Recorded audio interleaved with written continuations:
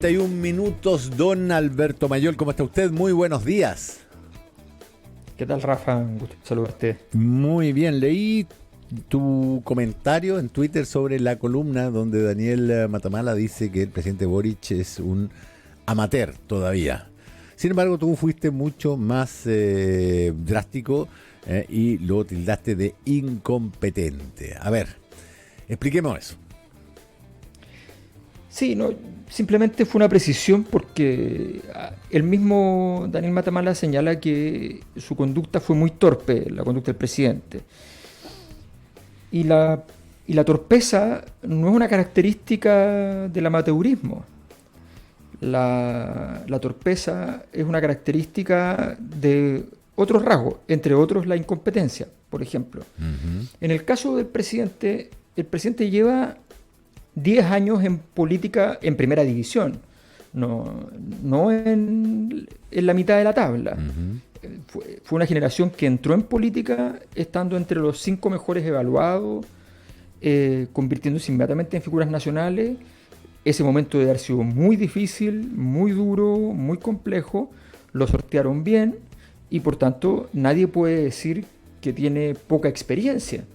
Pasó por un mundo que es altamente complejo, ingresó en ese mundo y lleva 10 años de experiencia, 2 periodos de diputado y luego electo presidente de la República, motivo por el cual, y antes estuvo en una época de alto protagónico, en la segunda línea de importancia a nivel nacional, que son las federaciones estudiantiles, pero en un momento donde esa federación estudiantil era principal, era parte de la agenda cotidiana. Por lo tanto, una persona que lleva 10, 12 años de experiencia no es una persona amateur, evidentemente. En política hay gente que lleva 40 años, bueno, sí, por supuesto, pero ya no se puede aducir el concepto de amateurismo. Otra cosa es que uno use como metáfora la idea de que hay un amateurismo en la forma. Yeah. Uno podría usarlo como lo usaba Sampaoli, de decir que la pasión del amateur, que es importante para el deporte, pero no es el caso. Lo que quería decir Daniel era otra cosa, y entonces a mí me parecía importante hacer la precisión, y la precisión tiene que ver con 2 elementos centrales, a mi juicio. En primer lugar, la torpeza, efectivamente, pero esa torpeza nace de un acto de ignorancia que es inexcusable en el presidente. Ese acto de ignorancia es no comprender elementos del proceso judicial, del protocolo, a la hora de afrontar desafíos como el problema que se le planteó. Debido a que él tiene que haber tenido algún nivel de detalle. Él dice que no tuvo prácticamente ningún nivel de detalle, pero el señor Monsalve le explica que estuvo viendo las cámaras y por tanto sabe que está en juego una versión respecto a cómo ocurrieron los hechos en una relación afectiva o sexual simplemente. Entonces él sabía de qué se trataba en genérico esa historia, y para esa historia es bastante evidente que una persona, tal vez se le puede pasar a alguien, igual si se te pasa y eres presidente de la República es tu responsabilidad, pero se te puede pasar a alguien que no sepa de derecho, que eso no se puede hacer. Pero el presidente es una persona que terminó los ramos, los cursos de la carrera de Derecho, no está titulado, pero tiene todo lo demás hecho. Está egresado, en muchos países con eso te dan la licenciatura y ya está. O sea, otra cosa es ser abogado en el fondo. Pero él conoce, por tanto, dio muestra de una condición de ignorancia, de una torpeza en el actuar frente al caso, en la valoración del mismo, y por tanto eso reveló un acto en el cual se manifestó la incompetencia. Ya. A ver, varias observaciones. Primero, no hay un problema de que no es de incompetencia, sino de personalidad, digamos, de actuar como si su prestigio o su respaldo o su sola figura y posicionamiento le fuera a dar credibilidad a lo que está diciendo. Puede ser. Es un factor interesante a considerar. A ver, es difícil asumir eso porque hoy día creo que la mayor parte de los políticos saben que su mera voz no es suficiente. Yo te puedo creer que en la época de Ricardo Lagos, el mismo Ricardo Lagos creyera que él podía, por decirlo así, que en política se puede además, tapar el sol con un dedo, ¿no? Literalmente. Pero evidentemente el presidente Boric vive en una época distinta, una época donde todos más o menos sabemos que los poderes no son tal. Mira, te voy a hacer un comentario que es contrafáctico, no lo puedo mostrar, pero hay dos posibilidades. O esto nunca antes había pasado y ahora estamos frente a una generación de las élites que está abusando enormemente de su poder y lo estamos viendo. O esto más o menos siempre había pasado, pero el poder de las élites es tan bajo que la gente denuncia. Ya, sí. Entonces, si en lo segundo es así, el presidente tendría que saber que no están las condiciones para que la máxima autoridad simplemente diga: yo me hago responsable de este asunto y no le pase por encima una avalancha. Claro, lo que ocurre es que la actitud no tiene tanto que ver como en ese caso el de imprimirle credibilidad a lo que él dice por la razón de quien lo emite. Tiene que ver un poco con,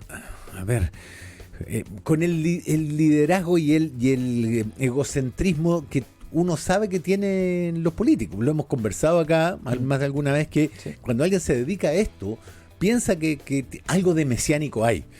Es parte de la persona, no estoy queriendo ser despectivo con nadie, digo que es parte de los requisitos para dedicarse a la política y que la posibilidad es que haya cometido un tremendo error de juicio al pensar que porque él dentro de todo sigue manteniendo un respaldo que en algunos gobiernos en segundo o tercer año ya están por el suelo. 35%, 30% sigue siendo dentro de los márgenes normales antes del estallido. Entonces, cuando dice no, yo voy a ser absolutamente transparente, que ha sido otra de sus banderas de lucha, y es transparente sin tener todo el conocimiento, todavía estupefacto por lo que había pasado, y además con esa confusión en la que no hay un diseño estratégico de lo que vas a hacer, da como resultado ese desastre. Sí, ahora, mira, yo creo que hay un problema que también se da habitualmente en política, efectivamente, que es la patología tiene bordes patológicos. O sea, tú le agregas a los rasgos de un político un poquitito más extremo esos rasgos y son enfermedades psiquiátricas, ¿no? Eso es así. El nivel de narcisismo que necesitas para sobrevivir en política es muy elevado. Por tanto, lo desarrollas, lo alimentas y como te funciona, necesitas cada vez más. Y otro elemento muy importante es la pérdida del criterio de realidad. Claro. Que muchas veces es funcional, te sirve porque necesitas andar motivado, necesitas andar creyendo que efectivamente tú vas a poder empujar un proceso social, que es una cosa muy difícil. Claro. Entonces, mira, Max Weber decía: el político, el líder, es el que mete la mano en la rueda de la historia. La mayor parte de la gente que mete la mano en la rueda de la historia le corta la mano. Aquellos que más o menos logran modificar el ritmo de esa rueda de la historia, aunque sea un poco, o incluso que simplemente no les corta la mano, aunque siga igual, esos son los líderes en el fondo, ¿no?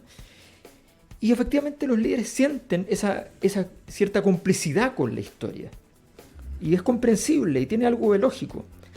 Pero es importante también tener un mínimo de prueba de claridad de que realmente tus capacidades tienen sus límites. Principio de realidad. Principio de realidad. Por ejemplo, el presidente Boric marca bastante bien dentro de un escenario de crisis. Ha vivido crisis importantes desde el primer día y nunca ha bajado de 27, 26%. Y efectivamente, con crisis grande, el presidente Piñera llegó al 6%, la vicepresidenta Bachelet llegó al 15%. Ambos se negaron a esas realidades. Recordemos Michelle Bachelet diciendo: me encuentro todos los días con el 15%. Claro. ¿Me entiendes? O sea, es normal negarse. Pero te quiero decir una cosa, yo evalúo a los presidentes con notas, no con apruebo o repruebo, notas. Póngale nota de 1 a 7, porque un 4,1 de nota es aprobar, y un 7 también es aprobar. Entonces, de todos los presidentes, desde Jorge Alessandri hasta ahora, el presidente Boric es el penúltimo en nota. Para decirlo en simple, le gana a Pinochet. Yeah. Entonces, hay que tener un poco de criterio de esa realidad para saber que en realidad tu aprobación tiene probablemente mucho que ver con que los sectores de izquierda tampoco tienen más para luchar que decir apoyemos a este gobierno. Y sencillamente porque hay mucho riesgo al no apoyarlo. Y eso hay que entender cuáles son las causas últimas. Si no lo entiendes, te va a costar gestionarlo. Es cierto que necesitas la motivación, pero también necesitas un poco de criterio de realidad porque si no se te escapa. Ya. Perfecto. Pasemos al otro tema. Juan Pablo Hermosilla dice que en 10 días más va a liberar todos las transcripciones de los WhatsApp con todos aquellos que le pidieron ayuda a su hermano, sean del partido que sean y ocupen el cargo que ocupan. ¿Lo va a hacer o está presionando?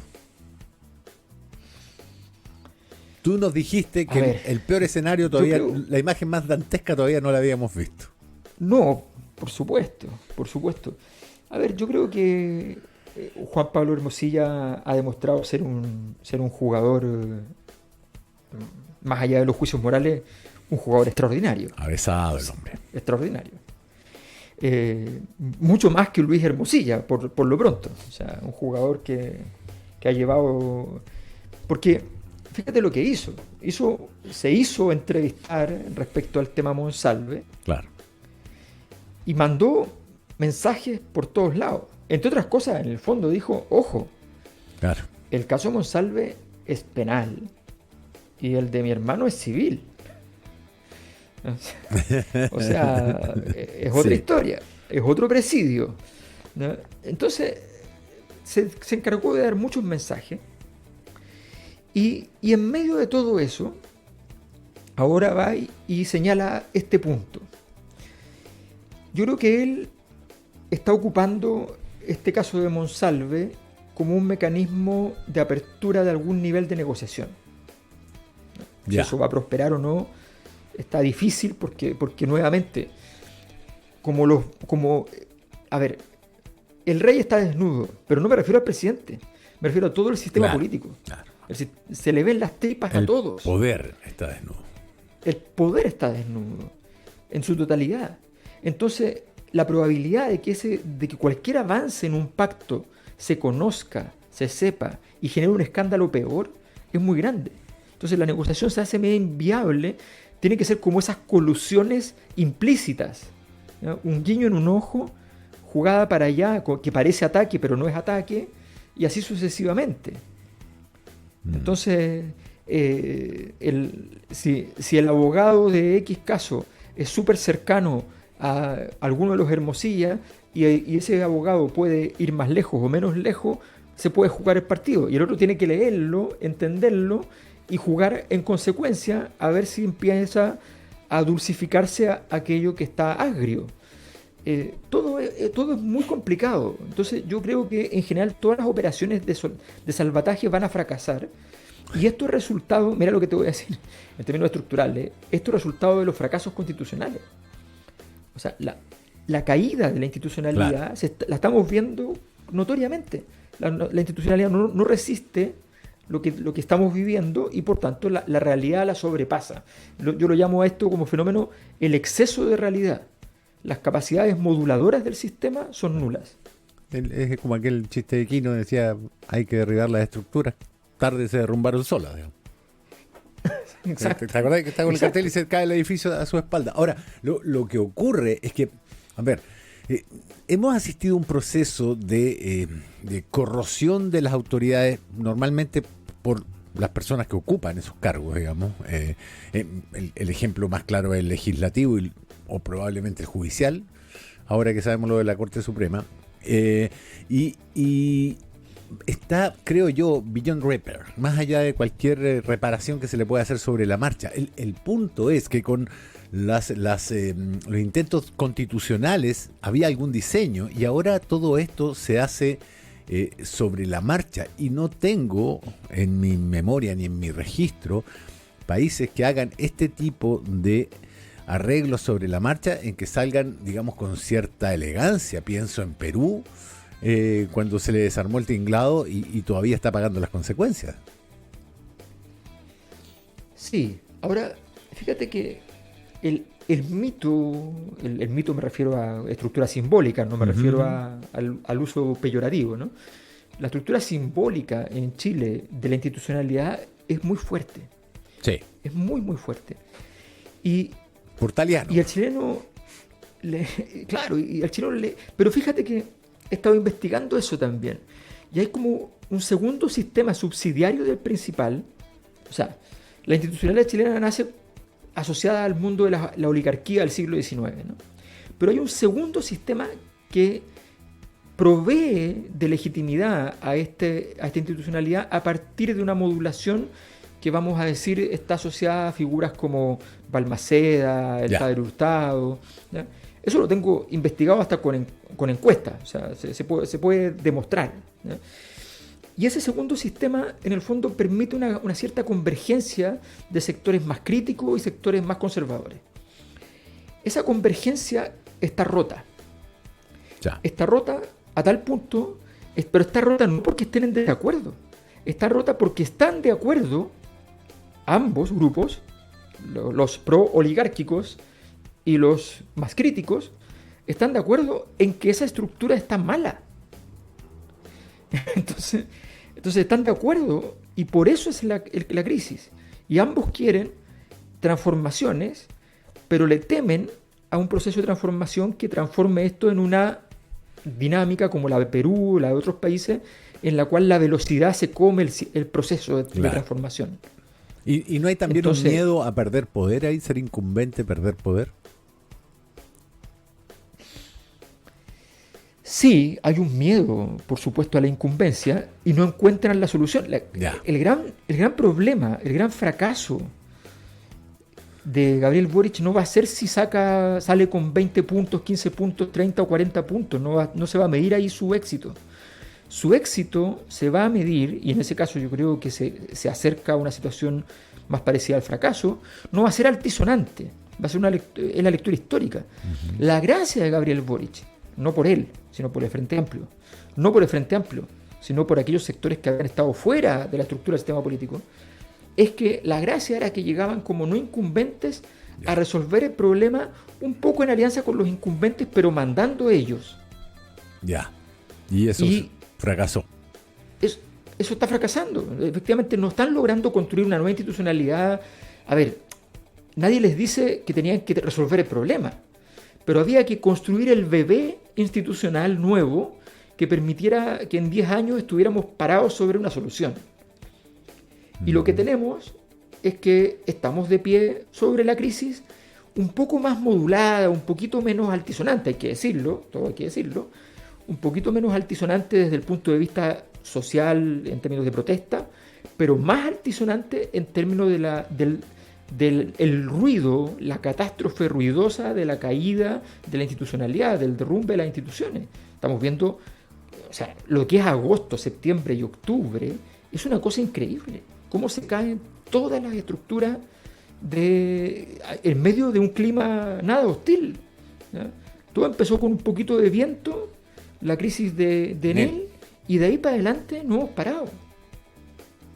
Ya, y perdona, voy a hacer una pregunta que exige una mirada sobre tu propio comentario. Cuando tú tratas al presidente de incompetente, ¿no estás como cortando también un poco esa rama? A ver, sí, no. Cuando Daniel lo trata de amateur. Es el problema de la verdad en política. Ya. Es el problema de la verdad en política. O sea, si yo tengo razón, yo puedo estar equivocado, ¿ya? No tengo ningún problema. Hay cosas que no se dicen cuando uno es un actor político. Si yo fuera un actor político en este momento no lo diría, ¿ya? Yo creo que el escenario que tiene el presidente da para una acusación constitucional, pero yo no le haría una acusación constitucional. O sea, yo creo que legítimamente el sistema político puede mirar para el lado y decir que el presidente se ve muy bien puesto en lo que está haciendo y se le puede dar un respaldo. No pasa nada. Pero cuando uno es analista político y cuando uno viene del mundo de la investigación, ¿ya? La honestidad académica puede tener algún límite, pero creo que todavía estamos muy por debajo de los límites. No se va a morir nadie por mi honestidad académica. Ya. Entonces me parece que es necesario decirlo, porque además creo que es una gran lección para todo el sistema, porque en realidad hay que ponerse las pilas en serio. No me refiero solo al presidente, ¿eh? Yo te puedo decir, yo trabajé en el mundo privado mucho tiempo antes, hace 20 años muchísimo, atendí a clientes muy grandes, qué sé yo, y muchas veces me tocan reuniones con el mundo empresarial, y también te puedo decir que hay muchos ejecutivos que yo me doy cuenta que están muy lejos de tener las capacidades para estar donde están.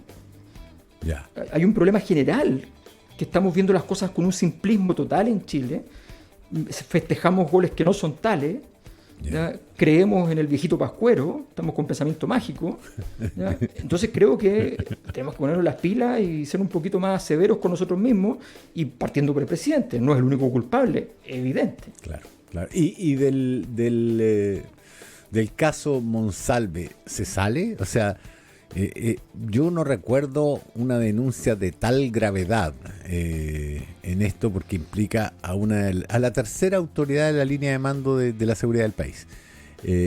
Y me parece que incluso, aunque se comprobara que les drogaron a ambos el pisco sour, después de esto entrar en un pozo del cual no podéis salir.